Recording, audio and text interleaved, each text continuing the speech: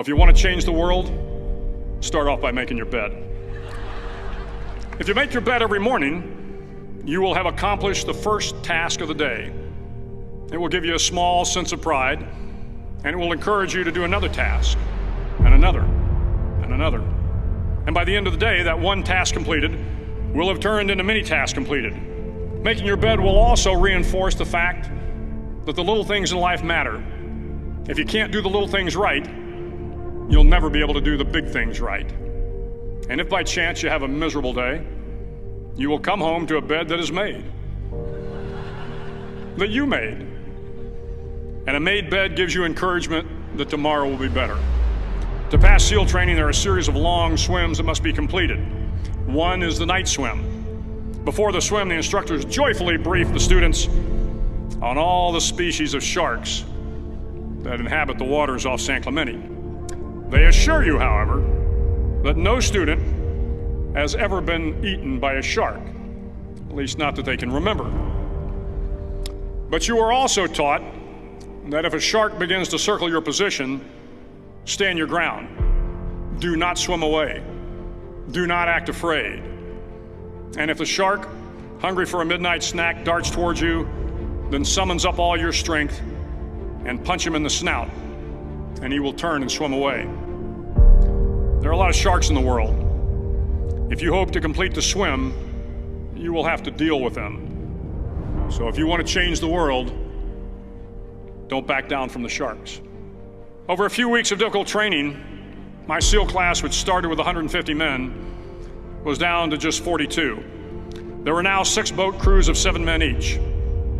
I was in the boat with the tall guys, but the best boat crew we had was made up of the little guys, the Munchkin crew, we called them. No one was over 5'5". The Munchkin boat crew had 1 American Indian, 1 African American, 1 Polish American, 1 Greek American, 1 Italian American, and 2 tough kids from the Midwest. They out-paddled, outran, and outswam all the other boat crews.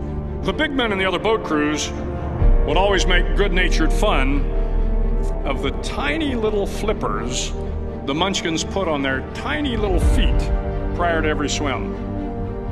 But somehow these little guys from every corner of the nation and the world always had the last laugh, swimming faster than everyone and reaching the shore long before the rest of us. SEAL training was a great equalizer.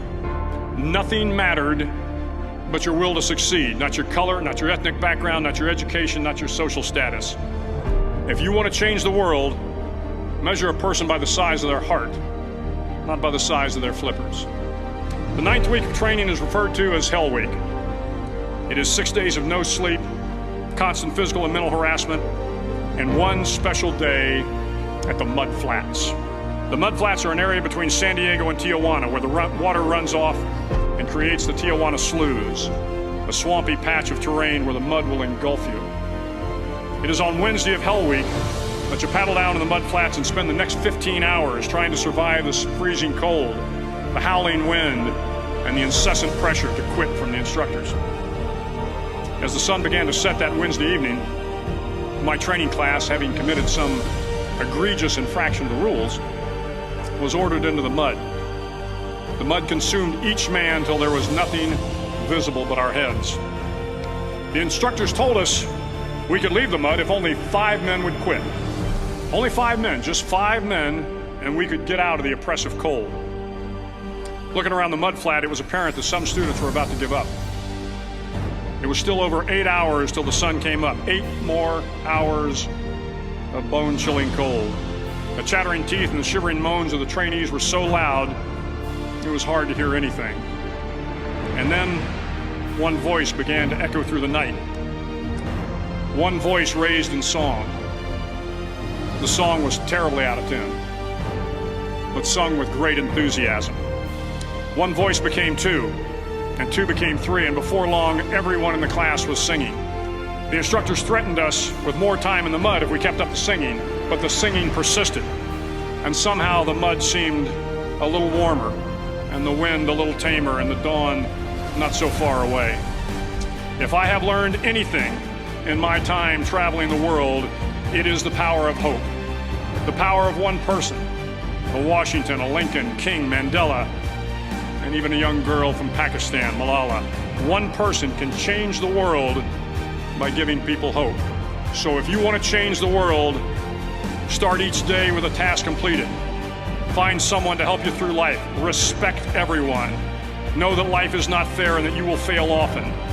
But if you take some risks, step up when the times are the toughest, face down the bullies, lift up the downtrodden, and never ever give up. If you do these things, the next generation and the generations that follow will live in a world far better than the one we have today. And what started here will indeed have changed the world for the better.